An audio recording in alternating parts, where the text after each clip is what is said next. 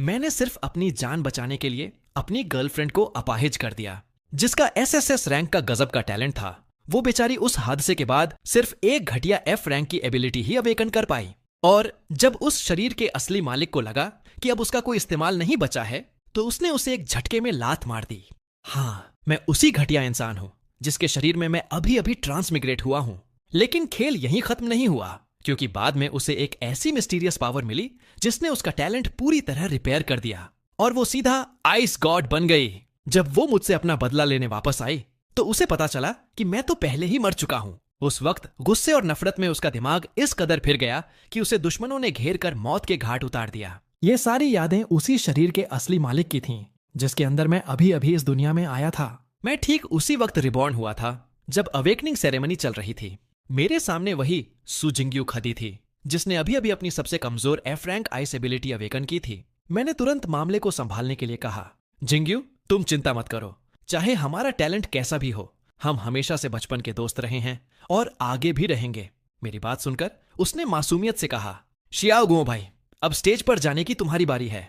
मुझे पूरा यकीन है कि तुम कोई बहुत ही हाई लेवल एबिलिटी अवेकन करोगे। लेकिन तभी अचानक मेरे दिमाग में एक ठंडी और नफरत भरी आवाज गूंज उठी, कमीने इंसान, पिछले जन्म में मैंने तेरी मीठी बातों पर भरोसा किया था और तूने मुझे धोखा दिया। पर अब मैं रिबॉर्न होकर वापस आ गई हूं और इस जन्म में मैं सू जिंगयू तुझे इंसान तो क्या, एक कीड़े के बराबर भी नहीं समझती। ये सुनते ही मेरे होश उड़ गए।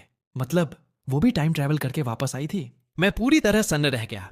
लेकिन तभी मेरे दिमाग में एक और सिस्टम की आवाज बजी, डिंग, बधाई हो होस्ट, आपने गॉडली ऑनरा सिस्टम सफलता से बाइंड कर लिया है। यह सिस्टम उन देवियों के भाग्य से जुड़ सकता है जिनका होस्ट ने कभी बुरा किया हो। सिस्टम ने ऑटोमेटिकली सू जिंगयू को बाइंड कर लिया है। अब से होस्ट सू जिंगयू के दिल की हर बात बिल्कुल साफ साफ सुन सकता है। उस वक्त मुझे भी यकीन नहीं हुआ। ये ऑलरेडी बहुत डेंजरस हो चुका था। भीड़ मुझे लगातार स्टेज पर जाने के लिए बोल रही थी और मेरे पास कुछ भी सोचने का टाइम नहीं था। मैं सीधा चलकर उस अवेकनिंग स्टेज पर पहुंच गया और जैसे ही मैंने अपना हाथ रखा, चारों तरफ एक अंधा कर देने वाली सुनहरी रोशनी चमक उठी। अगले ही पल हवा में कुछ बड़े बड़े अक्षर लिखे हुए दिखाई दिए, Xiao Guo, SSS rank, God hand awaken, शुरुआती स्किल, किसी भी एलिमेंटल एबिलिटी को कॉपी कर सकता है। नीचे खड़ी पूरी भीड़ खुशी से पागल हो गई और जोर जोर से चिल्लाने लगी। लेकिन मैंने फिर से सू जिंगयू के मन की वो नफरत भरी आवाज सुनी, एसएसएस रैंक गॉड हैंड मिल गया तो क्या उखाड़ डलेगा, तू फिर भी जल्दी ही कुत्ते की मौत मारा जाएगा। लेकिन इस जन्म में तेरी जान लेने वाली सिर्फ और सिर्फ मैं हूंगी। मैं समझ गया, मामला बहुत बिगड़ने वाला है। चारों तरफ के स्टूडेंट्स बातें बना रहे थे। कुछ लड़अचकियां तो पागलों की तरह मुझे प्रपोज करने लगी थीं, पर उनमें से ज्यादातर लोग सू जिंगयू का मजाक उड़ा रहे थे कि अब वो मेरे लायक नहीं रही। मैंने अपनी भौहें सिको दियाच लीं। फ्यूचर में जो जानलेवा क्राइसिस आने वाला था, उससे बचने के लिए मुझे हर हाल में सू जिंगयू की नफरत कम करनी होगी और उसके साथ अपना रिश्ता सुधारना होगा। मैंने बिना कोई टाइम वेस्ट किए पूरी भीड़ डच के सामने चिल्लाकर कहा, आज मैं शियाओ गुओ यहां खड़े सभी लोगों को एक बात साफ साफ बता देना चाहता हूं। सू जिंगयू के दिल में एकदम से डर बैठ गया। उसने सोचा, क्या वो पल आ गया, एक बार फिर से वही दिल चीर देने वाला दर्द सहना होगा। लेकिन मैंने आगे कहा, मुझे बहुत खुशी है कि मैंने एसएसएस रैंक एबिलिटी अवेकन की है और मैं सू जिंगयू को सिर्फ इसलिए नहीं छोड़ दूंगा क्योंकि उसका टैलेंट कमजोर है। अगर मैंने आज के बाद किसी को भी जिंगयू के बारे में एक भी फालतू बात बोलते सुना तो मैं उसे ऐसा सबक सिखाऊंगा कि वो जिंदगी भर याद रखेगा। ये सुनते ही जिंगयू एकदम शॉक में चली गई। क्या, इसे तो सबके सामने मेरा ब्रेकअप करके मेरी बेइज्जती करनी चाहिए थी। ये अचानक ऐसा क्यों बोल रहा है? मेरे अंदर अभी भी पिछले जन्म की कुछ पावर्स बची हुई हैं। इसका मतलब मैं सच में रिबॉर्न हुई हूं। उसके मन में सवालों का बवंडर चल रहा था और मैंने इसी मौके का फायदा उठाया। मैं तेजी से आगे बढ़ा और उसे कसकर अपने गले से लगा लिया। वो हड़बड़ाहट में बोली, शियाओ गुओ भाई, अगर तुम मुझसे अलग होना चाहते हो तो मैं तुम्हारा रास्ता नहीं रोकूंगी। पर उसके मन की आवाज कुछ और ही कह रही थी, शियाओ गुओ, मुझे नहीं पता तू क्या घटिया चाल चल रहा है, पर मेरे पेरेंट्स के मरने से पहले मैं तेरा खेल खत्म कर दूंगी ताकि फ्यूचर का हर खतरा मिट जाए। मैंने मन ही मन एक गहरी सांस ली। भाई, जिस लड़की का दिल पहले से टूटा हो उसे पटाना सच में कोई बच्चों का खेल नहीं है। खैर, मेरे पास सिस्टम था तो मुझे पता था कि धीरे धीरे सब सेट हो जाएगा। मैंने उससे प्यार से कहा, मैं तुम्हें कैसे छोड़े दे सकता हूं? और अगले ही पल मैंने सबके सामने उसे एक किस कर दिया। अपने रिबॉर्न होने का राज छिपाने के लिए सू जिंग्यू को मजबूरन मेरा साथ देना पड़ डिढ़ा और वो खामोश रही। इसी बीच वहां एक फीमेल टीचर चलकर हमारे पास आई और बोली, जिस लड़के ने एसएसएस रैंक टैलेंट अवेकन किया है वो कहाँ है? मैं अर्थ एकेडमी की तरफ से उसे स्पेशल एडमिशन देने आई हूँ। ये कोई और नहीं, शियाओ गुओ की टीचर जियांग हान थी, जो पिछले जन्म में ज्यूजोउ की सबसे पावरफुल इंसान बनने वाली थी। लेकिन शियाओ गुओ ने ही उन्हें मॉन्स्टर्स के बीच फंसाकर धोखे से मार डाला था। अवेकनिंग इंस्ट्रक्टर ने जियांग हान को मेरे पास लाकर खड़ीडी डीछा कर दिया और कहा, ये रहा शियाओ गुओ, इसका टैलेंट किसी भी एलिमेंट को कॉपी करने का है। जियांग हान के मन की आवाज तुरंत मेरे दिमाग में गूंजी। मुझे बताने की जरूरत नहीं है, ये वही नमक एहराम स्टूडेंट है जिसे पिछले जन्म में मैंने खुद अपने हाथों से ट्रेन किया था। मैं अंदर से पूरी तरह हिल गया। क्या ये भी टाइम ट्रैवल करके रिबॉर्न हो चुकी है? जियांग हान ने एक ठंडी स्माइल के साथ कहा, हेलो शियाओ गुओ, तुम मुझे जियांग हान टीचर बुला सकते हो। क्या तुम मुझे अपनी एबिलिटी दिखाओगे? अगर सच में तुम्हारा टैलेंट 3S रैंक का है तो तुम्हें सीधा अर्थ एकेडमी में एडमिशन मिल जाएगा।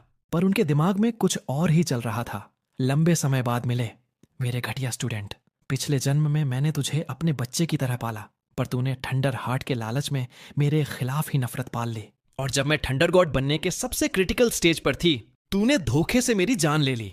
मैं सच में रोना चाहता था। भाई, इसकी नफरत तो सू जिंग्यू से भी ज्यादा खतरनाक थी। अभी अभी तो मैंने जिंग्यू को शांत किया था, अब ये एक और नई मुसीबत आ टपकी। तभी सिस्टम की घंटी फिर से बजी। डिंग! सिस्टम ने ऑटोमेटिकली जियांग हान को बाइंड कर लिया है। अब होस्ट जियांग हान की सारी बातें सुन सकता है। सिस्टम का ये मैसेज सुनते ही मेरी आधी जान तो वहीं निकल गई। मतलब मेरा शक % सही था, वो भी रिबॉर्न होकर वापस आई है। अब खुद को बचाने के लिए मैंने एक नर्वस स्टूडेंट होने की बहुत तगड़ी एक्टिंग की और बोला, बिल्कुल टीचर, मुझे कोई दिक्कत नहीं है। इसके बाद जियांग हान ने मुझे 3 लो लेवल की लाइटनिंग स्किल्स दिखाई। उनके मन में चल रहा था, पिछली बार मैंने अपनी पर्पल थंडर वाली अल्टीमेट स्पेल यूज नहीं की थी, पर इस लड़के ने उसे कॉपी करके सीधा मेरे ही ऊपर छोड़ दिया था। उसी टैलेंट को देखकर मैंने इसे अपना स्टूडेंट बनाया था। पर इस बार मैं इस धोखेबाज कुत्ते की बातों में नहीं आऊंगी। मैं गहरी सोच में पौडीडीडीएच गया। ओहो, तो मतलब गॉड हैंड से मैं सामने वाले का वो अल्टीमेट स्पेल भी कॉपी कर सकता हूं जो उसने अभी यूज भी ना किया हो। और ये अल्टीमेट स्किल इतनी पावरफुल है कि इससे हाई लेवल के लोग भी मर सकते हैं। अब समझ आया कि जियांग हान ने आते ही मुझे क्यों नहीं मार डाला। मुझे तुरंत कोई ऐसा रास्ता निकालना था जिससे जियांग हान का शक मेरे ऊपर से कम हो जाए। मैंने तुरंत अपना गॉड हैंड एक्टिवेट किया और जियांग हान की सारी स्किल्स को स्कैन कर लिया। फिर मैंने जानबूझकर वही अल्टीमेट स्पेल कॉपी किया जो मैंने पिछले जन्म में किया था, purple thunder heaven shaking spell. आसमान में अचानक भयानक काले बादल छा गए और बिजली कड़कने लगी। जियांग हान के मन में आया, पिछले जन्म में इसने ये बिजली सीधा मेरे ऊपर गिराई थी। मुझे लगा कि पहली बार यूज कर रहा है, इसलिए कंट्रोल नहीं हुआ। पर असल में ये उसी दिन मुझे मारना चाहता था। लेकिन तभी आसमान से एक खौफनाक बैंगनी बिजली नीचे गिरी। पर इस बार वो बिजली जियांग हान की तरफ नहीं, बल्कि सीधा मेरी ही तरफ आ रही थी। जियांग हान चौंक गई। क्या मेरे रिबॉर्न होने से बटरफ्लाई इफेक्ट शुरू हो गया है? क्या इस नम कहराम की किस्मत भी बदल रही है? वो जानलेवा बिजली बस मेरे सिर पर गिरने ही वाली थी कि तभी जियांग हान ने तुरंत अपना हाथ उठाया और उस बिजली को बीच हवा में ही रोक दिया। मैंने एक बहुत लंबी सांस छोड़ दी। हाँ, मेरा जुआ काम कर गया था। मैंने जानबूझकर वो बिजली खुद पर गिराई थी। मैंने तुरंत झुककर पूरी एक्टिंग के साथ कहा, मेरी जान बचाने के लिए आपका बहुत बहुत शुक्रिया टीचर। जियांग हान ने रूखेपन से कहा, शुक्रिया की कोई जरूरत नहीं है। मुझे अंदाजा नहीं था कि तुम्हारा गॉड हैंड सीधा किसी का अल्टीमेट स्पेल ही कॉपी कर लेगा। मैंने और मक्खन लगाते हुए कहा, आपने जो मेरी जान बचाई है वो एहसान मैं कभी नहीं भूलूंगा। फ्यूचर में जब भी आपको मेरी जरूरत होगी, मैं अपनी जान पर खेलकर आपकी रक्षा करूंगा। जियांग हान के मन में खलबली मच गई। मैं तो आज इसे यहां मारने आई थी, पर मैंने ही इसकी जान बचा ली और अब ये कह रहा है कि ये मेरी रक्षा करेगा। वो एक सेकंड भी वहां और नहीं रुकना चाहती थी, इसलिए उसने सिर्फ मेरी तरफ देखकर कहा, शियाओ गुओ, टेस्ट पास करने के लिए बधाई हो। जब सेमेस्टर शुरू हो तो सीधा अर्थ एकेडमी आ जाना। उन्होंने मुझे अपना कॉन्टैक्ट नंबर दिया और वहां से तेजी से निकल गईं। उनके जाने के बाद मैं घूमा तो देखा कि सू जिंग्यू के चेहरे पर आंसुओं की धार बह रही थी। उसे लगा था कि मैं उस पर्पल थंडर से मारा जाऊंगा और वो खुद अपने हाथों से अपना बदला नहीं ले पाएगी, इसीलिए वो रोने लगी थी। पर जैसे ही उसने देखा कि मैं बिल्कुल सही सलामत हूं, उसके आंसू तुरंत रुक गए। मैं उसके पास गया और बड़ी मासूमियत से पूछा, जिंग्यू, तुम रो क्यों रही हो? उसने झेंपते हुए कहा, मैं कहाँ रो रही हूं? उसके मन की आवाज मेरे कानों में पड़ी। ये जरूर सोच रहा होगा कि मैं इसे मरता हुआ देखकर रो रही थी। कौन परवाह करता है इसकी? उसने धीरे से कहा, शियाओ गुओ भाई, ऐसा मत करो, यहाँ बहुत सारे लोग देख रहे हैं। मुझे पहले से पता था कि उसके दिल के किसी कोने में अभी भी मेरे लिए थोड़ी सी फीलिंग्स बाकी हैं। और ये सोचकर मेरे चेहरे पर एक हल्की सी स्माइल आ गई। तभी आसपास के स्टूडेंट्स की फुसफुसाहट फिर से शुरू हो गई। यार, सू जिंगयू की किस्मत कितनी अच्छी है, उसकी एबिलिटी सबसे घटिया है, फिर भी शियाओ गुओ ने उसे नहीं छोड़ा। हाँ यार, अब शियाओ गुओ जैसा तगड़ा सपोर्ट मिल गया है तो टैलेंट कमजोर होने से क्या फर्क पड़ जाता है? ये सुनकर सू जिंगयू के मन में आया, मैंने कभी इस शियाओ गुओ के सहारे जीने का नहीं सोचा। इस बार रिबॉर्न होने के बाद मैं सबसे पहले उस सीक्रेट ट्रेजर को ढूंढूंगी और अपनी टूटी हुई सोल को रिपेयर करके पिछली बार से भी ज्यादा तेजी से पावरफुल बनूंगी। उसके मन की बातें सुनकर मैं अंदर ही अंदर बहुत खुश हुआ। वो एक ऐसा खजाना था जिससे उसकी सोल पूरी तरह रिपेयर हो सकती थी और वो सीधा भगवान बनने के रास्ते पर जा सकती थी। और चूंकि मेरे पास गॉडली ऑनरा सिस्टम था तो मैं भी उसी खजाने का फायदा उठाकर अपनी पावर्स बढ़ा सकता था। सू जिंगयू ने मुझसे कहा, शियाओ गुओ भाई, मुझे थोड़ी थकान हो रही है, अवेकनिंग सेरेमनी खत्म हो गई है, अब हमें घर चलना चाहिए। पर उसके मन में चल रहा था, आज रात को मैं छुपकर उस खजाने को ढूंढने निकल जाऊंगी। इस धोखेबाज को कभी इस बात की भनक भी नहीं लगेगी। मैंने सिर हिलाकर कहा, ठीक है, चलो घर चलते हैं। मैं खुद मन ही मन प्लानिंग कर रहा था कि उसे वो खजाना ढूंढने दूंगा और फिर चुपके से उसके पीछे जाऊंगा। रास्ते भर मैं सू जिंगयू के साथ थोड़ी फ्लर्टिंग और मजाक कर रहा था। वो अपने रिबॉर्न होने का राज छुपाने के लिए बेचारी सब कुछ बर्दाश्त कर रही थी। उसके मन की आवाज लगातार गालियां दे रही थी। मुझे इतना गुस्सा आ रहा है, उस सीक्रेट ट्रेजर को पाने के बाद सबसे पहला काम मैं इसके ये गंदे हाथ काटने का करूंगी। ये सुनकर भी मुझे जरा डर नहीं लगा, बल्कि मैंने जानबूझकर उसे और ज्यादा छेदना शुरू कर दिया। जैसे ही हम घर पहुंचे, सू जिंगयू के माता पिता दौड़कर हमारे पास आए। अरे जिंगयू और शियाओ गुओ आ गए, आओ आओ जल्दी बैठो। मैंने कहा, मम्मी पापा, मैं और जिंगयू ने अवेकनिंग टेस्ट पास कर लिया है, अब हम ग्रेजुएट हो गए हैं, अब हमारे पास आपके साथ बिताने के लिए बहुत सारा टाइम होगा। सू जिंगयू ने चौंक कर कहा, शियाओ गुओ, ये मेरे मम्मी पापा हैं, तुम्हें इन्हें अंकल आंटी बोलना चाहिए। लेकिन दोनों बुजुर्ग बहुत खुश लग रहे थे। अरे कोई बात नहीं, शियाओ गुओ ने पहली बार हमें मम्मी पापा बोला है, हमें तो यह सुनकर बहुत अच्छा लगा। पर सू जिंगयू का दिमाग गुस्से से फट रहा था। मुझे किसी भी कीमत पर इस धोखेबाज को जल्दी से जल्दी मारना होगा। मैं मन ही मन हंस रहा था। मुझे मारना चाहती है और वो भी मुझे बिना बताए सीक्रेट ट्रेजर लेने जाना चाहती है, सपने में भी नहीं। उसके बाद मैंने उन दोनों से अपनी अर्थ एकेडमी में एडमिशन की बात बताई, जिसे सुनकर पूरे घर में खुशी का माहौल बन गया और वो लोग खूब हंसे। लेकिन सू जिंगयू का चेहरा पूरे टाइम किसी विलेन की तरह तना हुआ था। ऐसे ही करते करते आधी रात हो गई। जैसे ही सब सो गए, सू जिंगयू ने बिना एक पल गंवाए बिल्कुल शांति से घर का दरवाजा खोला और बाहर निकल गई। पर उसे इस बात का जरा भी अंदाजा नहीं था कि मैं पहले से ही एक परछाई की तरह उसके ठीक पीछे पीछे चल रहा था। सोल रिपेयर करने वाली चीज तो मैं नहीं छीनूंगा, पर बाकी खजानों की मैं कोई गारंटी नहीं ले सकता। सीक्रेट रेलम के एंट्रेंस पर पहुंचकर सू जिंगयू बिना हिचकिचाए अंदर घुस गई और मैं भी एक साए की तरह चुपचाप उसके पीछे पीछे अंदर चला गया। अपने पिछले जन्म की यादों के सहारे उसने रास्ते के सारे जालों और खतरों को बड़ी आसानी से पार कर लिया। उसकी बदौलत मैं भी बिना किसी खतरे के सीधे उस रेलम के सबसे गहरे हिस्से एक विशाल महल तक पहुंच गया। महल के बीचों बीच ड्रैगन की हड्डियों जैसा एक रहस्यमयी ढांचा पड़ रहा था और उसी के पास एक जंग खाई हुई विशालकाय पत्थर की गड्ढी थी। सू जिंगयू उस महल के सामने खड़ी होकर गहरी सोच में डूब गई। उसके मन की आवाज मुझे साफ सुनाई दे रही थी। सोल को रिपेयर करने वाला जीन पोर्शन महल के ठीक ईस्ट में है। आइस एलिमेंट के डॉन विंग्स साउथ वेस्ट के पत्थरों के ढेर में दबे हैं। लाइटनिंग एलिमेंट का ड्रैगन स्पीयर बीच वाले पिलर के नीचे है। या वाटर एलिमेंट की डीप सी सोल उस कंकाल के पास है और स्टार पावर वाली स्टार मेडिसिन उस पत्थर की गड्ढी के गियर के अंदर छुपी है। सबसे पहले मुझे अपनी सोल रिपेयर करनी चाहिए। और ठीक इसी मोमेंट पर मैं अंधेरे से बाहर आ गया। मैंने भोली सी आवाज बनाकर पुकारा, जिंगयू, क्या तुम अंदर हो? मैं तुम्हारे लिए परेशान था, इसलिए तुम्हारे पीछे पीछे आ गया, पर यहाँ आकर मैं रास्ता भटक गया। अगर तुम यहाँ हो तो प्लीज कुछ बोलो, मुझे बहुत डर लग रहा है। मेरी आवाज सुनते ही सू जिंगयू के चेहरे की हवाइयां उड़ एच गईं। वो हट डबडाकर छुपने की जगह ढूंढ ही रही थी कि मैं तेजी से उसके सामने आ खड़ा हुआ। मैंने गहरी सांस लेते हुए कहा, थैंक गॉड, आखिरकार तुम मुझे मिल ही गई जिंगयू। मेरी तो जान ही निकल गई थी। जिंगयू ने खुद को शांत किया और मन में सोचा, रिलैक्स, मुझे बस किसी तरह इस धोखेबाज को यहां से बाहर ले जाना है ताकि मेरा खजाना बच सके। फिर उसने नकली मासूमियत के साथ कहा, सॉरी शियाओगुओ भाई, मैं ही बेवकूफ हूं। मेरा टैलेंट इतना खराब था कि मैं डिप्रेशन में रात को बिना सोचे समझे बाहर भाग आई। चलो अब घर चलते हैं। मैं अंदर ही अंदर पागलों की तरह हंस रहा था। हाँ, मुझे सब पता है तुम क्या सोच रही हो।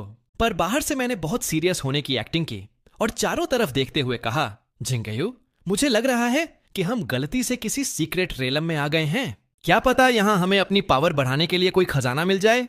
वो बेचारी पसीने पसीने हो गई।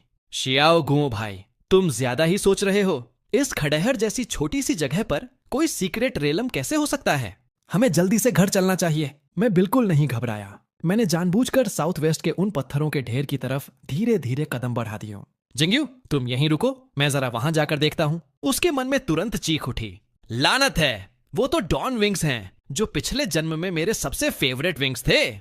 मैं किसी भी कीमत पर शियाओगुओ को उसे नहीं लेने दे सकती। वो भागकर मेरे पीछे आई और बोली, शियाओगुओ भाई, मैं तुम्हारे साथ ही चलूंगी। यहाँ मुझे बहुत डर लग रहा है। मैंने स्माइल करते हुए कहा, डरो मत जिंगयू, मैं हूं ना तुम्हें बचाने के लिए। उसने दांत पीसते हुए कहा, थैंक यू शियाओगुओ भाई, मेरी इतनी फिक्र करने के लिए। पत्थरों के उस ढेर के पास पहुंचकर जिंगयू मन ही मन भगवान से दुआ कर रही थी, प्लीज ये उन पत्थरों को न हटाए, प्लीज। पर उसे क्या पता था कि मैं उसकी एक एक बात सुन रहा था। मैंने बड्ढे ही आराम से एक एक करके वो पत्थर हटा दिए और अंदर से बर्फीली रोशनी चमकते हुए डॉन विंग्स बाहर आ गए। मैंने जानबूझकर बहुत एक्साइटेड होने की एक्टिंग की। अरे वाह खजाना! जिंगयू देखो, मैंने कहा था ना कि ये एक सीक्रेट रेलम है। मैंने अपनी एबिलिटी यूज करके उससे कनेक्शन बनाया और कहा, इसका नाम डॉन विंग्स है। जिंगयू ने तुरंत भोला सा चेहरा बनाकर कहा, शियाओगुओ भाई, ये खजाना तो मेरे आइस एलिमेंट से मैच करता है, क्या तुम ये मुझे दे सकते हो? मैंने गहरी चिंता जताते हुए कहा, जिंगयू, अभी तुम बहुत कमजोर हो। अगर मैंने ये तुम्हें दिया तो तुम इसे संभाल नहीं पाओगी। जब तुम पावरफुल हो जाओगी तो मैं खुद तुम्हें ये दे दूंगा। तब तक इसे मैं अपने पास सेफ रखता हूं ताकि मैं तुम्हारी हिफाजत कर सकूं। जिंगयू ने बाहर से सिर हिलाया। तुम सही कह रहे हो शियाओगुओ भाई। पर अंदर ही अंदर उसके दिल से खून बह रहा था। लेकिन उसे सबसे बड़ा झटका तो अभी लगने वाला था। मैंने वही अनजाने में ढूंढने वाली एक्टिंग बार बार रिपीट की। मैंने ड्रैगन स्पीयर उठाया, डीप सी सोल उठाई और फिर सीधा ईस्ट में रखे उस जीन पोर्शन की तरफ चल पड़ा। जिंगयू का दिमाग फटने वाला था। लानत है, क्या ये मेरा जीन पोर्शन भी मुझसे छीन लेगा? अगर वो पोर्शन छिन गया तो मैं अपनी सोल को रिपेयर कैसे करूंगी? उसका चेहरा पूरी तरह पीला पड़ड़ी डीएच चुका था। वो डिप्रेशन में सोच रही थी, मैं अभी अभी अवेकन हुई हूं, वो भी सबसे घटिया एफ रैंक के साथ। मैं उससे ये पोर्शन कैसे छीन सकती हूँ? बाकी खजाने मैं बाद में ढूंढ सकती हूँ, पर सोल को रिपेयर करने वाला ये पोर्शन पूरी दुनिया में सिर्फ यही एक है। और ठीक उसी वक्त मैं जोर से चिल्लाया, जिंगयू जल्दी यहाँ आओ, इस बोतल के पास कुछ लिखा है। ये किसी की सोल को स्ट्रांग बना सकता है, यहाँ तक कि डैमेज सोल को भी रिपेयर कर सकता है। जिंगयू, तुमने मुझे बचाने के चक्कर में अपनी सोल डैमेज कर ली थी। ये तुम्हारे लिए है, इसे जल्दी पी लो। वो शौक में मुझे देखती रह गई। शियाओगुओ भाई, क्या तुम सच में ये मुझे देना चाहते हो? क्या तुम्हें इसे पीकर अपनी पावर नहीं बढ़ानी? मैंने बहुत इमोशनल होकर कहा, जिंगयू, तुम्हारे आगे इस पोर्शन की कोई औकात नहीं है। अगर तुम्हारी सोल ठीक हो गई तो क्या पता तुम्हारा टैलेंट भी बढ़ जाए। इसे पीकर देखो। वो मुझे इस तरह देखने लगी जैसे कोई भूत देख लिया हो। पहली बार उसके मन की आवाज मुझे गालियां नहीं दे रही थी। वो कुछ देर चुप रही, फिर अपने होंठ चबाते हुए बोली, थैंक यू शियाओगुओ भाई, मैं इसे पी लेती हूँ। उसने मेरे हाथ से वो बोतल ली और एक ही सांस में पूरा पोर्शन पी गई। जैसे ही पोर्शन ने अपना असर दिखाना शुरू किया, उसकी डैमेज सोल रिपेयर होने लगी। लेकिन दवा का असर इतना तेज था कि जिंगयू दर्द से जमीन पर गिरकर तड़प-ढपने लगी। मैंने उसके मन की आवाज सुनी, ये नॉर्मल है, सोल रिपेयर होते वक्त ऐसा ही दर्द होता है। ये सुनकर मेरी जान में जान आई। फिर भी मैं हीरो की तरह आगे बढ़ा और उसे उठाकर अपनी बाहों में कसकर पकड़ लिया। मेरी गर्माहट से उसका दर्द थोड़ा कम हो गया। उसके मन में एक हलचल सी मच गई। इसने मुझे ये जीन पोर्शन भी दे दिया और अब मेरा दर्द भी कम कर रहा है। क्या ये सच में वही धोखेबाज है जिसने मेरी जिंदगी बर्बाद की थी? बहुत जल्द उसने पूरे पोर्शन को एब्जॉर्ब कर लिया। उसकी सोल पूरी तरह रिपेयर हो चुकी थी और इसके साथ ही उसका असली एसएसएस रैंक का आइस टैलेंट वापस आ गया था। खुशी के मारे वो भूल ही गई कि मैं भी वहीं खड़े डिढ़ा हूं और उसने एक्साइटमेंट में अपना एसएसएस रैंक का ice skill dark ice spikes use कर दिया। हवा में सैकड़ों बर्फीले कांटे तैरने लगे। पर तभी उसे मेरी याद आई, ओह शिट, मैं तो भूल ही गई कि शियाओगुओ यहीं है। मैंने जानबूझकर हैरानी जताते हुए कहा, वाओ, कितना पावरफुल स्किल है। जिंगयू, अब तुम्हारा टैलेंट एफ रैंक तो बिल्कुल नहीं लग रहा। उसने हड्ड बद्धा कर कहा। थैंक यू शियाओ गो भाई, इस पोर्शन की वजह से मेरा टैलेंट अब ए रैंक का हो गया है। पर उसके मन में चल रहा था, माना कि इस बेवकूफ ने मुझे ये पोर्शन दिया है, लेकिन फिर भी मैं इसे अपनी एसएसएस रैंक की सच्चाई नहीं बताऊंगी। पर सच कहूं तो ये शियाओ गुओ पिछले जन्म वाले इंसान से बिल्कुल अलग लग रहा है। मैंने मन ही मन एक आह भरी। चलो, कम से कम वो मुझ पर थोड़ा भरोसा करने लगी थी। मैंने स्माइल करते हुए कहा, चलो कोई बात नहीं, अब हम इस रेलम में थोड़ा और आगे चलते हैं। ये कहते हुए मैं सीधा उस पत्थर की घड़ी में रखी स्टार मेडिसिन की तरफ बढ़ गया। जिंग्यू पीछे खड्डी सोच रही थी कि क्या उसे मुझसे वो स्टार मेडिसिन छीन लेनी चाहिए या नहीं। तभी मैंने उसे आवाज दी, इधर आओ जिंग्यू, जरा देखो ये क्या है। ये कोई बहुत ही खूबसूरत चीज लग रही है। रुको, मुझे अपनी एबिलिटी से इसे चेक करने दो। इसका नाम स्टार मेडिसिन है। इसमें बहुत सारी स्टार पावर भरी हुई है। जिंगयू के मन में आया, अगर मैं ना होती तो तुम्हें ये खजाने कभी नहीं मिलते। पर आखिरकार उसने मुझसे वो छीनने का इरादा छोड़ ही दिया। तभी अचानक उस स्टार मेडिसिन से एक आंधी कर देने वाली रोशनी निकली। जिंगयू का मुंह खुला का खुला रह गया। क्या शियाओ गुओ ने एक ऐसा विजन ट्रिगर कर दिया जो मैं भी पिछले जन्म में नहीं कर पाई थी। वो रोशनी आसमान में जाकर एक बहुत ही खूबसूरत ड्रीम स्टार पैलेस में बदल गई। उस पैलेस के अंदर एक एंजल खड़ी थी, जिसके पीठ पर एक बहुत बड़ी स्टार मेडिसिन बंधी थी। अचानक उस एंजल ने हमारी तरफ देखा और एक बहुत ही अजीब आवाज में कहा, मैंने तुम्हें देख लिया है। मैं तो बिल्कुल कंफ्यूज होकर खड़ी था, पर मेरे बगल में खड़ी जिंग्यू की आंखों से अचानक खून बहने लगा। उसने तड़पते हुए सोचा, इसने क्या कहा? इसकी आवाज से मेरा दिमाग फटा जा रहा है। और अगले ही पल जिंग्यू जोर से चीखने लगी। मुझे समझ आ गया कि अगर ये आवाज कुछ और देर गूंजती रही तो जिंग्यू का दिमाग फट जाएगा और वो पक्का मारी जाएगी। मैंने तुरंत उस स्टार पैलेस की तरफ देखा। वो एंजल फिर से उसी डरावनी आवाज में बोली, मैं तुम्हें ढूंढ लूंगी और तुम्हें वापस तुम्हारी दुनिया में फेंक दूंगी। ये सुनते ही मेरा दिमाग खराब हो गया। मैंने बिना कुछ सोचे समझे अपनी पूरी पावर लगाकर एक जोरदार मुक्का सीधा उस स्टार पैलेस पर दे मारा। मेरा मुक्का लगते ही वो पूरा विजन कांच की तरह चकनाचूर हो गया। विजन टूटते ही जिंग्यू के दिमाग में गूंजने वाली वो जानलेवा आवाज भी बंद हो गई और वो बेहोश होकर सीधा जमीन पर गिर पड़ी। मैं तुरंत भागकर उसके पास गया और उसकी नब्ज चेक की। जब मुझे यकीन हो गया कि उसकी जान को कोई खतरा नहीं है तो मैं वहीं उसके पास बैठ गया और उसके उठने का इंतजार करने लगा। लेकिन मेरे दिमाग में बहुत सारे सवाल घूम रहे थे।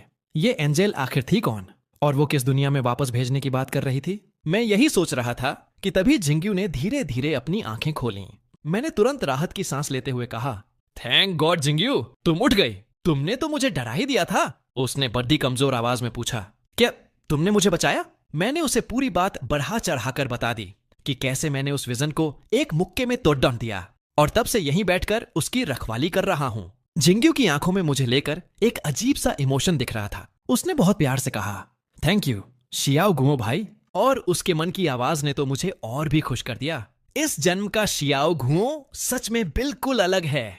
ना तो इसने सबके सामने मेरी बेइज्जती की, ना ही मेरे पोषण को खुद पिया और ना ही मेरे माता पिता को चोट पहुंचाई। यहां तक कि अपनी जान खतरे में डालकर मुझे बचा भी लिया। मुझे लगता है मैं एक बार फिर से इस पर भरोसा कर सकती हूं। मैं अंदर से खुशी के मारे नाचने लगा। यस, फाइनली मैंने सू जिंग्यू को पूरी तरह से पटा लिया है। जिंगयू ने मुझसे कहा, शियाओ गुओ भाई, वो स्टार मेडिसिन बहुत पावरफुल है। उसे अच्छे से छुपा कर रखना, फ्यूचर में वो तुम्हारे बहुत काम आएगी। लेकिन उस एंजेल से बचकर रहना। चलो अब घर चलते हैं। मैं अभी भी सोच में डूबा था। इन सारे खजानों के पीछे की मिस्ट्री अभी भी सॉल्व नहीं हुई थी। मैंने ऊपर देखा और कहा, जिंगयू, क्या हम एक बार और चक्कर लगाकर देखें? क्या पता यहाँ कोई और काम की चीज मिल जाए। जिंगयू ने मन में सोचा, मैं तो यहाँ पिछले जन्म में भी आ चुकी हूँ। मुझे पता है यहाँ और कोई खजाना नहीं है। पर अपने रिबॉर्न होने का राज छुपाने के लिए वो मेरे पीछे पीछे चलने लगी। कुछ देर इधर उधर घूमने के बाद मैं एक बहुत ही रहस्यमयी काले पानी के तालाब के पास आ गया। जिंग्यू ने पीछे से चीख कर कहा, शियाओ गुओ भाई, उस तालाब को मत छूना, वो बहुत खतरनाक लग रहा है। उसके मन में चल रहा था, पिछले जन्म में जैसे ही मैंने उस पानी को छुआ था, मेरी सोल पूरी तरह जलकर खाक होने वाली थी। वो तो किस्मत अच्छी थी कि मैंने तुरंत जीन पोर्शन पी लिया था। उसकी बात सुनकर मैंने बहुत ध्यान से उस पानी को देखा। मुझे उस काले पानी के अंदर एक बड़ा सा पत्थर का खंभा दिखाई दिया। मैंने तुरंत अपना गॉड हैंड यूज किया और जिंग्यू की आइस स्किल कॉपी कर ली। मैंने अपने ऊपर एक आइस शील्ड बनाई और डार्क आइस स्पाइक से उस पानी के अंदर रखे पत्थर पर जोरदार हमला किया। जिंग्यू बिल्कुल कंफ्यूज होकर मुझे देख रही थी कि ये लड्डेरियज का आखिरकार क्या रहा है। मेरे हमले से वो भारी भरकम पत्थर उड़ान कर सीधा तालाब के बाहर आ गिरा। उस पत्थर पर बहुत सारे क्रैक्स थे और एक अजीब सी भाषा में कुछ लिखा हुआ था। मैंने उसे पढ़ना शुरू किया। यहाँ 3 अलग अलग दुनियाओं के देवताओं के बीच एक भयानक जंग हुई थी। Gene god kingdom, machine god kingdom और spiritual god kingdom. Gene kingdom की स्टार एंजल ने अकेले ही बाकी दोनों देवताओं का सामना किया था, पर वो दोनों भी कम नहीं थे। उन्होंने उस एंजल से स्टार मेडिसिन छीन ली और उसे यहीं छोड़े अच गए। और उस लड़ाई में स्पिरिचुअल किंगडम का वो देवता यहीं मारा गया। पीछे छोड़े गया सिर्फ ये स्पिरिचुअल एसेंशन पूल। पत्थर पर इसके आगे की कहानी गायब थी। जिंगयू पिछले जन्म में भगवान बन चुकी थी, लेकिन उसने भी कभी इन 3 किंगडम्स का नाम नहीं सुना था। आज इस पत्थर को देखकर उसे पहली बार इस सच का पता चला था। मैं शांति से पत्थर की सारी बातें अपने दिमाग में फिट कर रहा था। स्पिरिचुअल एसेंशन पूल, अगर मैं इसके अंदर डुबकी लगा लूं तो क्या पता मेरी किस्मत चमक जाए और मुझे कोई अल्टीमेट पावर मिल जाए। मैंने तुरंत जिंगयू की तरफ देखा और कहा, जिंगयू तुम यहीं रुको, मैं जरा इसके अंदर जाकर देखता हूं। इससे पहले कि जिंगयू कुछ समझ पाती या मुझे रोक पाती, मैंने सीधा उस काले पानी वाले तालाब में छलांग लगा दी। छपाक! और जैसे ही मेरी बॉडी ने उस पानी को छुआ, एक ही सेकंड में मेरा पूरा शरीर उस काले पानी में गलकर भाप बन गया। मेरा कोई नामो निशान नहीं बचा। ये खौफनाक नजारा देखकर जिंगयू के पैरों तले जमीन खिसक गई। वो बेजान होकर जमीन पर गिर पड़ी। शियाओ घुओ भाई मारे गए। लेकिन कहानी यहाँ खत्म नहीं हुई थी। मेरी आत्मा एक बहुत ही अजीब सी जगह पर पहुंच चुकी थी। वहां का पूरा माहौल मेरी आत्मा की वाइब्स के साथ एकदम परफेक्ट मैच कर रहा था।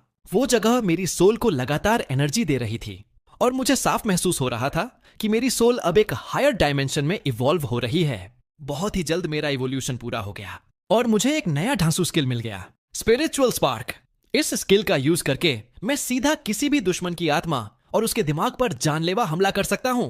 मैं अभी अभी मिली अपनी नई पावर्स को टेस्ट ही कर रहा था कि तभी पीछे से एक ऐसी भयानक आवाज गूंजी जिसने मेरी रूह खपा दी। हजारों सालों बाद आखिरकार मुझे मेरे लायक एक शरीर मिल ही गया। मैंने पलटकर देखा और पूछा, कौन हो तुम?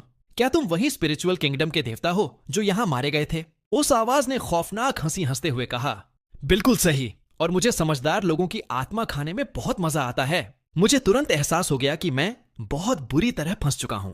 मेरे सामने अचानक हवा में एक भूतिया आत्मा बनी और सीधा मेरी तरफ झपट पड़ी। मैं कुछ कर पाता उससे पहले ही वो शैतानी आत्मा मेरी सोल के अंदर घुस गई। वो आत्मा पागलों की तरह मेरे अंदर से हंसने लगी। हा हा हा हा, क्या गजब की सोल है तुम्हारी। बिना फिजिकल बॉडी के तुम मुझे रोक नहीं सकते। बस तुम्हें खाने की देर है और मैं इस दुनिया में दोबारा जिंदा हो जाऊंगा। मैं अपनी पूरी ताकत लगाकर उस शैतान से लड़ने की कोशिश कर रहा था और तभी एक चमत्कार हुआ। मेरी आत्मा के ऊपर धीरे धीरे मेरी असली फिजिकल बॉडी वापस से बनने लगी। मैंने अपनी नजरों में एक खतरनाक चमक लाते हुए पूरी फोकस के साथ अपनी बॉडी को और तेजी से बनने का कमांड दिया। जैसे जैसे मेरी आत्मा वापस से एक इंसान का रूप ले रही थी, वो शैतानी आत्मा जो मुझे खाने आई थी, उल्टा वो मेरी आत्मा के अंदर समाने लगी। वो देवता बुरी तरह चीख रहा था, ये कैसे हो सकता है? तुम्हारी बॉडी तो मेरे इस एसेंशन पुल ने पूरी तरह जला दी थी। तुम वापस से बॉडी कैसे बना रहे हो? क्या तुम स्पिरिचुअल पावर के उस सुप्रीम गॉड लेवल पर पहुंच चुके हो? नहीं। और इसी चीख के साथ मेरी बॉडी पर कब्जा करने आया वो महान देवता खुद मेरा खाना बन चुका था। मैंने उसे पूरी तरह चबा डाला। ठीक उसी वक्त उस भयानक स्पिरिचुअल पूल के बाहर सू जिंगयू घुटनों के बल बैठी पागलों की तरह रो रही थी। ये सब मेरी गलती है। अपने सीक्रेट्स छुपाने के चक्कर में मैंने तुम्हें ये नहीं बताया कि ये पानी आत्मा को खा जाता है। प्लीज शियाओ घुओ भाई, मैं हाथ जोड़ती हूं, वापस आ जाओ। मैं अब तुम्हें कभी नहीं मारना चाहती। मुझे बस तुम वापस चाहिए। उसका दिल चीर देने वाला रोना सुनकर जो मेरी स्पिरिट अभी अभी उस जगह से वापस लौटी थी, वो सब खामोशी से देख रही थी। सच बताऊं तो मुझे बहुत बुरा भी लग रहा था, पर अंदर ही अंदर एक गजब की खुशी थी, क्योंकि उस रहस्यमयी आत्मा को खाने के बाद मुझे एक नई स्किल मिल गई थी, स्पिरिचुअल ट्रांसफॉर्मेशन। इस पावर से मैं कभी भी फिजिकल बॉडी से एक आत्मा बन सकता था और आत्मा से वापस इंसान। मैंने बिना एक सेकंड गंवाए अपनी असली फिजिकल बॉडी वापस बनाई और पीछे से जाकर सू जिंगयू को कसकर गले लगा लिया। जिंगयू, मैं वापस आ गया हूं। वो झटके से पलटी और मुझे छूकर देखने लगी। शियाओ घुओ भाई, क्या ये सच में तुम हो? मैंने मुस्कुराते हुए उसे उस अजीब स्पेस में जो भी हुआ सब एक एक करके बता दिया। फिर मैंने उसे यकीन दिलाने के लिए अपना स्पिरिचुअल ट्रांसफॉर्मेशन स्किल भी यूज करके दिखाया। तब जाकर उस बेचारी की जान में जान आई। उसने मुझे कसकर पकड़ डेच लिया और बोली, थैंक गॉड तुम ठीक हो। शियाओ घुओ भाई, चलो जल्दी घर चलते हैं। ये जगह बहुत खतरनाक है। मैं तुम्हें दोबारा नहीं खोना चाहती। ये सुनते ही मेरे चेहरे पर एक शैतानी मुस्कान आ गई। Mission successful. सू जिंगयू पूरी तरह से मेरी हो चुकी थी। मैं भी अब उसे और परेशान नहीं करना चाहता था, इसलिए मैंने उसे सहारा दिया और हम दोनों सुरक्षित घर वापस लौट आए। और देखते ही देखते पूरा 1 साल बीत गया। 1 साल बाद, जैसा कि तय था, मैं और सू जिंगयू इंपीरियल कैपिटल की अर्थ एकेडमी के गेट पर खड़े सर रहे थे। इस 1 साल में अपनी सोल रिपेयर होने के बाद जिंगयू ने अपना एसएसएस रैंक आइस टैलेंट पूरी तरह रिकवर कर लिया था। और तो और पिछले जन्म के बैटल एक्सपीरियंस का यूज करके उसने एंट्रेंस एग्जाम में टॉप किया और मेरे साथ साथ उसे भी इस एकेडमी में स्पेशल एडमिशन मिल गया। पर यहाँ एक ग्रोडी बुद्धिएच थी। जिंगयू ने मुझे बताया कि पिछले जन्म में वो मेरे साथ इस एकेडमी में नहीं आई थी। इसका मतलब था कि उसे इस अर्थ एकेडमी और यहाँ की उस खतरनाक टीचर जियांग हान के बारे में ज्यादा कुछ नहीं पता था। मैंने मन ही मन गहरी सांस ली। लगता है अब मुझे फूंक फूंक कर कदम रखना होगा। हम दोनों अपना रजिस्ट्रेशन करवाने के लिए आगे बढ़ ही रहे थे कि तभी एकेडमी के नॉर्थ गेट के सामने अचानक एक खौफनाक बिजली की दीवार खड़ी हो गई। उसने हम सभी नए स्टूडेंट्स का रास्ता पूरी तरह ब्लॉक कर दिया था और अगले ही पल उस भयंकर बिजली के बीच से चीरते हुए टीचर जियांग हान बाहर निकली। सब यहीं रुक जाओ। उनकी कड़क आवाज पूरे गेट पर गूंज उठी। मैं इस साल के नए स्टूडेंट्स की हेड इंस्ट्रक्टर हूं और ये दीवार तुम्हारा एडमिशन टेस्ट है। जो भी इस बिजली की दीवार को खुद के दम पर पार करेगा वही इस एकेडमी का हिस्सा बनेगा और जो फेल हुआ उसे इसी वक्त यहां से निकाल दिया जाएगा। ये सुनते ही सारे नए स्टूडेंट्स के बीच ड्राविडी कंप मच गया। क्या कोई नॉर्मल इंसान इस बिजली को कैसे पार कर सकता है? ये तो सरासर नाइंसाफी है। ये हमें जानबूझकर फेल करना चाहते हैं। चारों तरफ शोर मचने लगा, लेकिन जियांग हान ने अपनी उंगलियों से एक भयानक लाइटनिंग ऑनरा रिलीज किया। जिंगयू ने उस पावर को देखकर तुरंत अपने मन में सोचा, कितनी खौफनाक लाइटनिंग पावर है। इसे पिछले जन्म में ज्यूजोऊ की नंबर लाइटनिंग अवेकनर यूं ही नहीं कहा जाता था। यह सुनकर मेरे तो पसीने छूट गए। भाई, इस शरीर के असली मालिक ने आखिर कितने बड्ढे बड्ढे राक्षसों से पंगा लिया था। मैं इस जियांग हान को कैसे पटाऊंगा? जियांग हान ने बड्डे ही ठंडे अंदाज में कहा। जिसे भी डर लग रहा है वो अभी के अभी यहां से जा सकता है। ये टेस्ट आज शाम बजे तक चलेगा और जो बजे के बाद आया उसे सीधा डिसमिस कर दिया जाएगा। भीड़ा में अभी भी बहस चल रही थी कि तभी एक कॉन्फिडेंट सा स्टूडेंट उस बिजली की दीवार की तरफ बढ़ा। जैसे ही वो पास पहुंचा उसने अपने चारों तरफ एक लाइटनिंग शील्ड बना ली। मेरी नजरें उसी पर टिक गईं।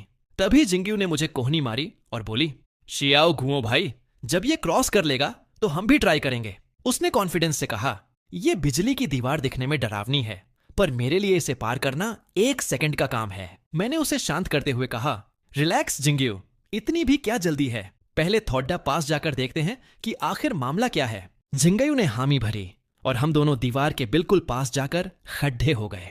मेरा असली मकसद तो कुछ और ही था। मैं जियांग हान के मन की आवाज सुनना चाहता था ताकि टेस्ट के दौरान वो मुझे चुपके से मार ना दे। तभी उस स्टूडेंट ने दीवार के अंदर पैर रखा और 1 सेकंड में ही उसकी लाइटनिंग शील्ड चकनाचूर हो गई। आहा, बहुत दर्द हो रहा है। वो जोर से चीखने लगा। जियांग हान के मन की आवाज गूंजी, ये बिजली सेम एलिमेंट वाली शील्ड को भी तोड़ देख सकती है, बिल्कुल पिछले जन्म की तरह। ये ए रैंक लाइटनिंग टैलेंट वाला लर्ड एज का पहला चैलेंजर है। चलो इसे अंदर आने देते हैं। आखिरकार ये सिर्फ एक टेस्ट है। सच में थोड़ी ना किसी को निकालना है। और सच में जैसे ही वो लडच का बेहोश होने वाला था, दीवार की बिजली अचानक गायब हुई और उसे अंदर फेंक दिया।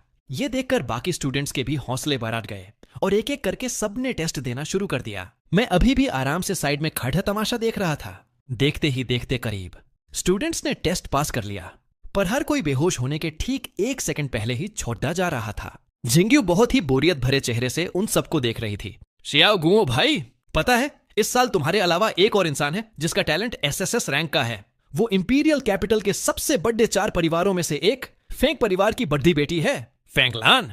पर टेस्ट इतना आगे बढ़ गया और वो अभी तक कहीं दिखाई नहीं दी है। उसने अपने मन में सोचा, फेंगलान पिछले जन्म में वो विंडस्वर्ड गॉडेस बनी थी, पर इसके बेवकूफ शियाओ गुओ भाई ने फेंगलान के पिता को धोखे से मार डाला था। ये सुनते ही मेरे पैरों तले जमीन खिसक गई।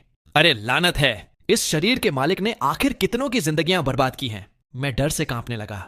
हे भगवान, कहीं ये फेंगलान भी रिबॉर्न होकर वापस ना आ गई हो।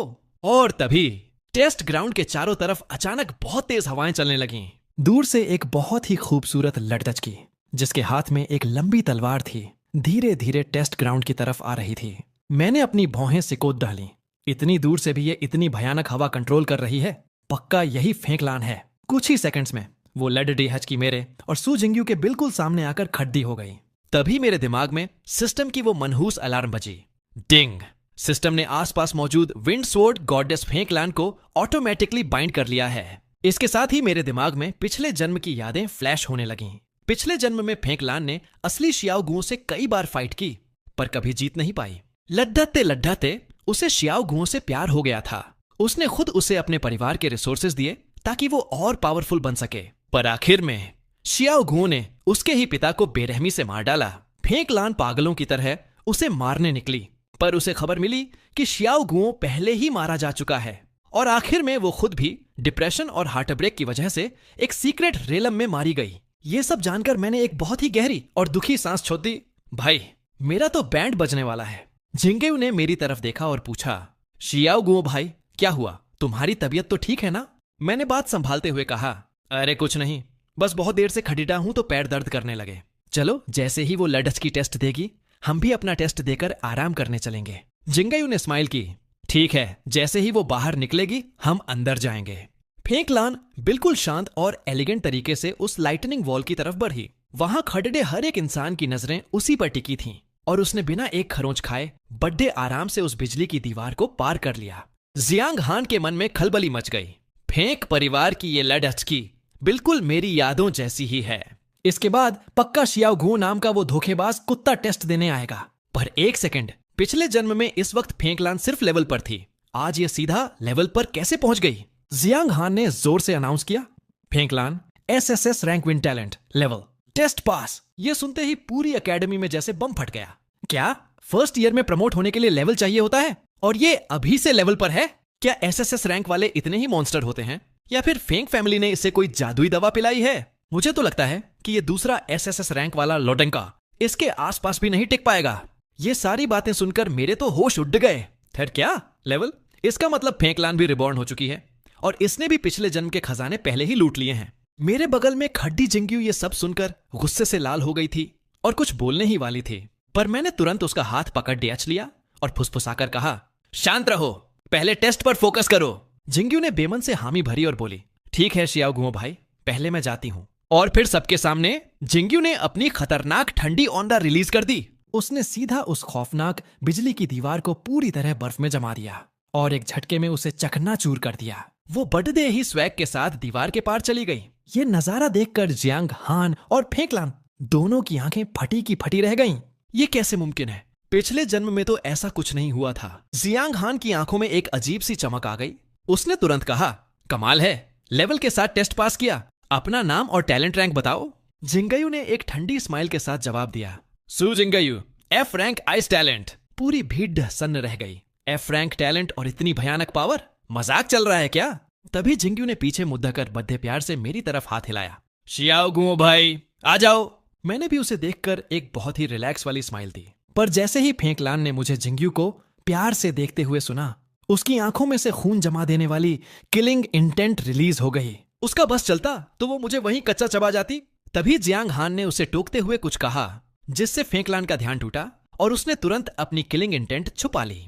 मैंने कुछ सेकंड के लिए खुद को शांत किया, अपनी धड़कनों को काबू में किया, और फिर एक लंबी सांस खींचकर सीधा उस मौत की बिजली की दीवार के अंदर कदम रख दिया। बिजली की उस खौफनाक दीवार के अंदर कदम रखते हुए मैंने जानबूझकर कोई भी शील्ड या प्रोटेक्शन यूज नहीं किया। बाहर खड़े थे सभी लोग मुझे देखकर हैरान थे, लेकिन मैं उस भयानक बिजली के झटकों को महसूस करते हुए उन्हें अपने शरीर में एब्जॉर्ब कर रहा था। मेरी बॉडी उस लाइटनिंग पावर को सोखकर धीरे धीरे इवॉल्व होने लगी थी, और महज कुछ ही सेकंड्स के अंदर मैंने उस पूरी दीवार की सारी बिजली सोख ली। मैंने अपना हाथ ऊपर उठाया और ठीक वैसी ही लाइटनिंग पावर अपने हाथ में जमा कर ली जैसी जियांग हान की थी। फिर मैंने एक बड्ढी सी स्माइल के साथ कहा, टीचर, इस शानदार गिफ्ट के लिए आपका बहुत बहुत शुक्रिया। जियांग हान के मन में आया, इसने बिल्कुल पिछले जन्म की तरह ही मेरी लाइटनिंग पावर को एब्जॉर्ब कर लिया। भले ही इस बार का तरीका थोड़ा अलग था, पर रिजल्ट बिल्कुल वही निकला। मुझे लगता है कि मुझे इसे मारने के लिए अब थोड़ा और जल्दी हाथ पैर मारने पड़ेंगे। उधर फेंकलान भी यही सोच रही थी। इसने भी बिल्कुल पिछले जन्म की तरह लाइटनिंग पावर एब्जॉर्ब की है। भले ही तरीका अलग था, पर नतीजा वही रहा। मुझे भी इसे मारने के लिए जल्दी कोई प्लान बनाना होगा। मुझे लाइटनिंग एब्जॉर्ब करके एक नई स्किल लाइटनिंग वॉल तो मिल गई थी, पर मुझे जरा भी खुशी नहीं हो रही थी, क्योंकि इन दोनों औरतों की बातें सुनकर मेरे तो पसीने छूट रहे थे। भाई, ये दोनों की दोनों मुझे मारने के लिए उतावली हो रही हैं। मुझे इन्हें पटाने की स्पीड बढ़ानी होगी, वरना मैं जिंदा नहीं बचूंगा। वहां मौजूद सब लोग शौक में चिल्ला रहे थे। तभी जियांग हान ने मुझे बुलाया और मेरी डिटेल्स रजिस्टर की। उनके मन में अभी भी कशमकश चल रही थी। क्या मुझे इसे दोबारा अपना स्टूडेंट बनाना चाहिए? अगर ये मेरा स्टूडेंट बनेगा तो हम रोज मिलेंगे और इसे ठिकाने लगाने का मौका ढूंढना आसान हो जाएगा। उन्होंने एकदम बनावटी मुस्कान के साथ कहा, बच्चे, मुझे तुम्हारा टैलेंट बहुत पसंद आया। आज से तुम मेरे साथ रहोगे और मैं तुम्हें अपना सारा ज्ञान दूंगी। उनके मन की आवाज गूंजी, पर क्या इस जन्म में भी तुम उस ठंडर हार्ट के लालच में मेरी पीठ में छुरा घोंपोगे? मैंने तुरंत जवाब दिया, आपने ही तो मुझे स्पेशल एडमिशन देकर बचाया है। मैं आपका स्टूडेंट बनकर बहुत खुश हूं टीचर। टेस्ट खत्म होने के बाद मैं और सू जिंग्यू कैंटीन में आ गए। हम दोनों एक दूसरे से खूब मजाक कर रहे थे और हंस रहे थे, पर कुछ ही दूरी पर खडडी फेंकलान हमें साथ हंसता देखकर गुस्से से उबल रही थी। तभी सेकंड ईयर का एक लड का फेंकलान के पास आया और उसे लाइन मारते हुए बोला, अरे वाह, नई स्टूडेंट हो क्या? बहुत खूबसूरत हो। मेरी गर्लफ्रेंड बनोगी? मैं वांग जियान हूं, इंपीरियल कैपिटल की वांग फैमिली से। यह सुनकर कि वो भी 4 बड़े परिवारों में से एक का है, फेंकलान ने बस एक बार उसकी तरफ देखा और रूखेपन से बोली, मेरा बॉयफ्रेंड है, अपनी हद में रहो सीनियर। वांग जियान एकदम सन्न रह गया। क्या वो बॉयफ्रेंड इसी एकेडमी का है? जब वांग जियान उसे बार बार परेशान करने लगा तो फेंकलान ने गुस्से में मेरी तरफ इशारा कर दिया। हाँ, वो रहा मेरा बॉयफ्रेंड। वांग जियान ने मुझे और जिंग्यू को एक साथ बैठे देखा और हंसकर बोला, मुझे तो लग रहा है वो दोनों एक कपल हैं। शायद वो लड़धच की उसकी कजन होगी। ये सुनते ही जिंग्यू का खून खौल उठा। फेंकलान, तुम ये क्या बकवास कर रही हो? शियाओ घुओ मेरा बॉयफ्रेंड है। उसने मन में सोचा, पिछले जन्म में तो ये वांग जियान नाम का कोई लड़धच का था ही नहीं। मैं भी गहरी सोच में पड़ीडीडीएच गया। लगता है इस बार इतने सारे रिबॉर्न हुए लोग हैं कि टाइमलाइन में भयंकर बटरफ्लाई इफेक्ट आ गया है और सब कुछ बदल रहा है। मैंने तुरंत उठकर गुस्से से लाल सू जिंग्यू को शांत किया। वांग जियान ने हंसते हुए कहा, ओह, तो तुम्हारा नाम फेंकलान है? बहाने बनाना बंद करो फेंकलान, और मेरे प्रपोजल पर विचार करो। फेंकलान ने ठंडी आवाज में कहा, दफा हो जाओ। पर वांग फैमिली का होने के गुरूर में वांग जियान को जरा भी डर नहीं लगा। फेंकलान जूनियर, अपने सीनियर को तुम्हें इंप्रेस करने का एक मौका तो दो। मैं आखिरी बार कह रही हूं, दफा हो जाओ। वांग जियान मुस्कुराता रहा, मेरा लेवल है, तुम मुझे खरोंच भी नहीं सकती। ये सुनते ही फेंकलान के चारों तरफ भयानक तूफानी हवाएं घूमने लगीं। उसने सीधा वांग जियान की तरफ एक खतरनाक विंड स्वॉर्ड स्लैश मार दिया। वांग जियान के होश उड़ गए। तुम तो अभी अभी आई हो, तुम्हारा लेवल कैसे हो सकता है? और लेवल पर कोई इतनी भयानक तलवारबाजी कैसे कर सकता है? उसने अपनी जान बचाने के लिए खुद को आग की लपटों से ढक लिया, पर वो तलवार का वार इतना तेज था कि वांग जियान हवा में उड़ता हुआ बहुत दूर जाकर गिरा। मैं ये सब देखकर अपनी हंसी कंट्रोल नहीं कर पाया और जोर से हंस पड़ा। वांग जियान ने तुरंत फेंकलान को पहचान लिया। तुम फेंक फैमिली के हेड की बेटी हो। ये तुम्हारी पुश्तैनी विंड स्वॉर्ड है। वांग जियान अपनी बेइज्जती के बाद वहां से भागने ही वाला था कि तभी उसकी नजर मुझ पर पड़ ढी। मुझे हंसता हुआ देखकर उसका ईगो हर्ट हो गया और वो पागलों की तरह मुझ पर चिल्लाया, ओए बेवकूफ, इधर आ, आज मैं तुझे सिखाता हूं कि सीनियर्स की रिस्पेक्ट कैसे करते हैं। मैंने जिंग्यू को पीछे करते हुए कहा, वांग जियान, तुम क्या करना चाहते हो? आसपास के सारे स्टूडेंट्स हमारी तरफ देखने लगे। अरे, ये तो वही एसएसएस रैंक वाला शियाओ घुओ है ना? इसने इस वांग जियान से पंगा क्यों ले लिया? वांग जियान के चेहरे पर एक शैतानी मुस्कान आ गई। ओह, तो तू भी एसएसएस रैंक का है? पर इस बार तेरी बारी है मुझसे डरने की। वो गुस्से से पागल हो चुका था। उसके शरीर से भयानक आग निकलने लगी। वो आग धीरे धीरे एक विशाल और डरावने फायर ड्रैगन में बदल गई और वो जलता हुआ ड्रैगन मेरी तरफ सीधा झपट पड़ा। मैं जरा भी नहीं घबराया, बल्कि मुस्कुराते हुए बोला, सीनियर, तुम्हारी ये स्किल काफी अच्छी है, पर अफसोस अब से ये मेरी हुई। मेरे इतना बोलते ही मेरे शरीर से भी भयंकर आग का बवंडर उठा और मैंने भी बिल्कुल वैसा ही, बल्कि उससे भी कहीं ज्यादा बड़ा और खतरनाक फायर ड्रैगन बना दिया। ये मेरे गॉड हैंड का नया इवोल्यूशन था। अब मैं अल्टीमेट स्पेल छोड़कर कोई भी स्किल कॉपी करने के बाद उसे और भी ज्यादा पावरफुल बना सकता था। वांग जियान की तो आंखें बाहर आ गईं। ये कैसे हो सकता है? तुम मेरी स्किल कैसे यूज कर सकते हो? अगले ही सेकंड दोनों फायर ड्रैगन हवा में आपस में टकराए। मेरा ड्रैगन उसके ड्रैगन को फाड़ता हुआ सीधा वांग जियान पर जा गिरा। उसके पूरे शरीर में आग लग गई और वो जमीन पर गिरकर पागलों की तरह तड़फने लगा। बचाओ, मैं हार मानता हूं, प्लीज ये आग बुझा दो, वो चीख रहा था। कुछ देर तड़पने देने के बाद मैंने जिंगयू को इशारा किया और उसने अपनी आइस स्किल से वो आग बुझा दी। वांग जियान ने उठकर मुझे एक जानलेवा लुक दिया और अपनी जान बचाकर वहां से भाग गया। जिंगयू ने खुशी से ताली बजाई। शियाओ गुओ भाई, तुम कितने कमाल के हो। थैंक यू उस घटिया इंसान को सबक सिखाने के लिए। मैंने कहा, इसमें थैंक यू कैसा? फिर जिंगयू फेंकलान की तरफ पलटी और बोली, फेंकलान, मेरे शियाओ गुओ भाई से दूर रहना। तुम जैसी लोमदधी अगर उसे मुझसे छीनने की कोशिश भी करेगी तो मैं तुम्हें जिंदा नहीं छोड़ दूंगी। फेंकलान ने भी एक ठंडी स्माइल के साथ जवाब दिया, आज तुमसे मिलकर बहुत अच्छा लगा, हम जल्दी ही फिर मिलेंगे। मैंने तुरंत जिंगयू का हाथ पकड़ था। चलो जिंगयू, मैं तुम्हें तुम्हारे हॉस्टल छोड़ दिया देता हूँ। रास्ते में जिंगयू मुझे घूर घूर कर देख रही थी। शियाओ गुओ भाई, तुमने फेंकलान को ऐसा क्यों बोला कि तुमसे मिलकर अच्छा लगा? कहीं तुम्हें उस लड्डीएचकी में कोई इंटरेस्ट तो नहीं आ गया ना? मैंने प्यार से समझाते हुए कहा, जिंगयू, तुम मेरी गर्लफ्रेंड हो, भला मैं किसी और लड्डीएचकी के बारे में ऐसा क्यों सोचूंगा? मेरी बात सुनकर वो खुशी से मुस्कुराने लगी। जल्दी ही हम गर्ल्स हॉस्टल पहुंच गए। मैंने उसका सामान उठाया और वार्डन की परमिशन लेकर उसके साथ अंदर चला गया। जैसे ही हम उसके रूम के पास पहुंचे, देखा कि दरवाजा खुला हुआ था। अरे, ये दरवाजा क्यों खुला है? क्या कोई और रूममेट पहले से आ गई है? हम अंदर गए तो देखा कि वो डबल शेयरिंग रूम था और एक बेड पहले से लगा हुआ था। बेड तो लगा है, पर रूममेट कहाँ गई? शायद कहीं बाहर गई होगी। मैंने कुछ ही मिनटों में जिंगयू का बेड लगा दिया और मैं वापस जाने ही वाला था कि तभी दरवाजे पर किसी के कदमों की आवाज आई। मैं और जिंगयू दोनों ने एक साथ पलट कर देखा और दरवाजे पर कोई और नहीं बल्कि फेंकलान खड़ी थी।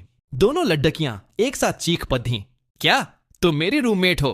फेंकलान ने बिना कोई एक्सप्रेशन दिए कहा, मुझे भी इस बात की कोई खुशी नहीं है। ये कहकर वो सीधे अपने बेड की तरफ चली गई। मैंने अपना माथा पीट लिया। वाह रे किस्मत, दोनों दुश्मन एक ही कमरे में। मैंने बाहर निकलते हुए कहा, मैं जा रहा हूं, तुम दोनों प्लीज लड़ देना मत। जिंगयू ने गुस्से में कहा, वो इस बात पर डिपेंड करता है कि ये चुदहैल आगे से तुम्हें अपना बॉयफ्रेंड बोलती है या नहीं।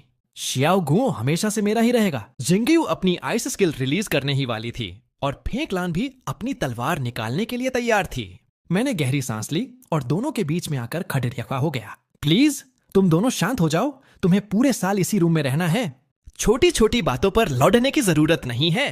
फेंकलान ने अपनी तलवार अंदर रखी और ठंडी आवाज में बोली, मैं इतनी भी वैली नहीं हूं, अगर ये मुझ पर हमला नहीं करेगी तो मैं भी कुछ नहीं करूंगी। जिंगयू ने भी पीछे हटते हुए कहा, शियाओ गुओ भाई, तुम फिक्र मत करो, मैं भी इससे नहीं लड़ूंगी। मैंने राहत की सांस ली और आखिरकार वहां से बाहर निकल आया। मैं अपने रूम की तरफ चला गया। मेरा रूममेट एक दुबला पतला सा लड़ेचका था।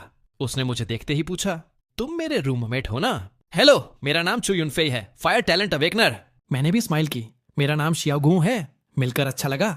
मेरा नाम सुनते ही चू युनफेई एक्साइटमेंट में उछल पड़ा। अरे मुझे पता है तुम कौन हो, तुम वही मॉन्स्टर हो ना जिसने टेस्ट में सारी बिजली सोख ली थी। मैंने अभी अभी वीडियो में देखा कि तुमने सेकंड ईयर के वांग जियान को भी बहुत बुरी तरह धोया है। तुम सच में बहुत खतरनाक हो। मैं उसकी बातें सुनता रहा और अपना बेड लगाने लगा।